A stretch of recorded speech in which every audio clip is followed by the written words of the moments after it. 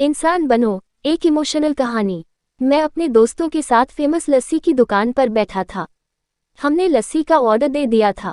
कुर्सियों पर बैठकर हम सभी यार दोस्त हंसी ठिठोली कर रहे थे। दुकानदार हमारा ऑर्डर तैयार कर रहा था।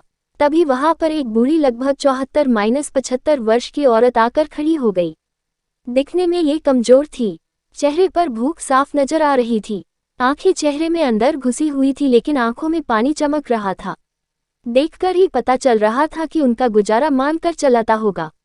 मैंने उन्हें देने के लिए अपने जेब में हाथ डाला, लेकिन पता नहीं मुझे क्या सूझा कि मैंने अपने हाथ रोक लिए और उनसे पूछा, दादी आप लस्सी पिएंगी? मेरी ये बात सुनकर दादी कम और मेरे दोस्तों को ज्यादा आश्चर्य हुआ, क्योंकि अगर मैं उन्हें पैसे देता तो 5 या 10 रुपए देता, लेकिन लस्सी तो 40 रुपए की थी।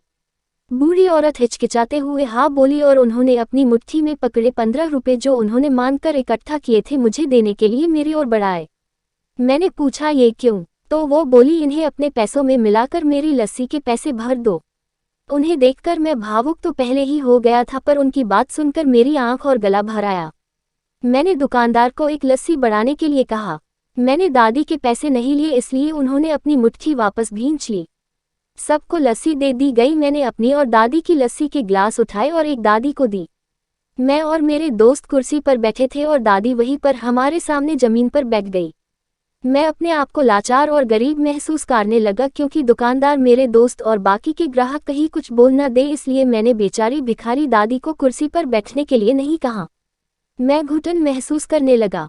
मैं कुर्सी से उठा और दादी के पास जमीन पर बैठ गया।